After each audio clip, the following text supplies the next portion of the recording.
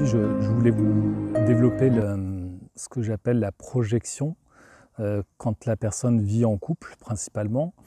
Ce qui amène les couples la plupart du temps lors de la première séance en couple, en général, c'est la personne de suite évoque, l'un des conjoints évoque que voilà, elle vit un problème dans son couple en lui reprochant une chose en particulier ou plusieurs thèmes. Et quand elle en parle, la personne, elle est vraiment sûre d'elle, quoi. Elle dit, voilà, un exemple, mon mari, le soir, on regarde la télé, il n'aime pas parler avec moi, et du coup, c'est tout le temps la même chose. Et du coup, je ne sais plus quoi faire, j'en ai ras-le-bol, ça fait des années qu'on vit comme ça, je ne crois plus en notre amour, et vous êtes notre dernier recours. Donc c'est sûr qu'en interne, quand j'entends ça, en tant que professionnel, vu que j'ai l'habitude d'écouter des couples depuis un certain temps, depuis maintenant 20 ans, ce mécanisme-là, il est simple à comprendre. Maintenant, effectivement, quand la personne, elle le vit, qu'elle est vraiment dans sa problématique psychologique, c'est compliqué, et voire très compliqué, où elle ne trouve pas d'issue.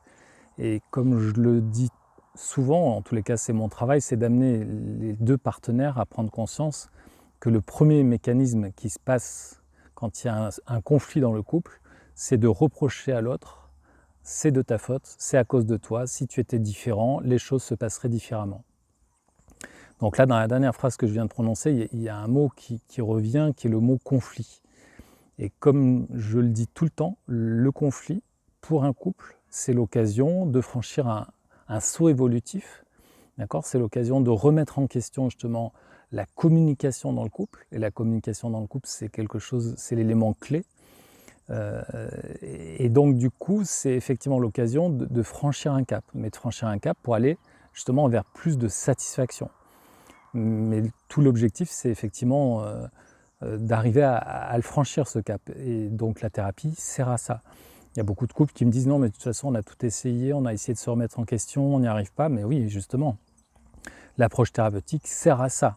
Donc c'est tout le métier du thérapeute, de pouvoir aider à l'un et à l'autre à prendre conscience qu'ils sont tous les deux responsables de cette problématique et d'aider le couple à franchir le cap.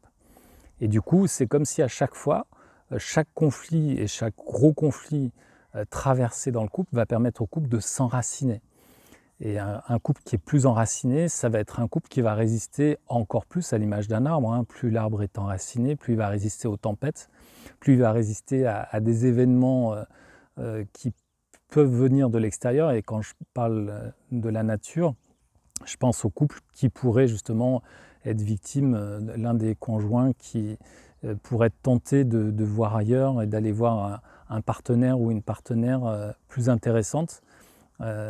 Justement en approfondissant le couple et en enracinant de plus en plus le couple, c'est justement permettre à ce couple de traverser ces étapes sans penser d'aller voir ailleurs. Parce que le réflexe souvent, c'est ça, c'est la porte de sortie, hein, c'est où je pense à la séparation, où je pense à ce moment-là à dire effectivement, si j'étais avec quelqu'un d'autre, la vie serait bien plus jolie, bien plus belle, bien plus agréable à vivre. Donc ça, c'est vraiment un point très très important. Donc c'est ce que j'appelle les projections négatives, de croire que tout vient de l'autre. D'accord ? Et à partir de ce moment-là, quand il y a des outils qui vont aider le couple à prendre conscience de ça, en plus de l'approche thérapeutique, en plus des séances de thérapie. C'est des exercices de communication intime. Il y a l'exercice que j'aime bien qui est le partage en écho, qui est vraiment très simple en plus à mettre en place.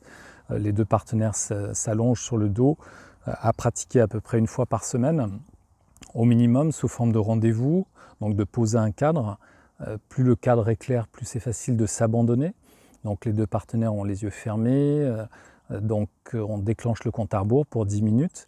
Et donc pendant 10 minutes, le premier s'exprime, ce que j'appelle le A, pendant que B écoute en se taisant, en répétant dans sa tête mot à mot tout ce que A va dire, quel que soit ce qu'il disait, donc sur les sujets du couple ou du travail ou autre chose.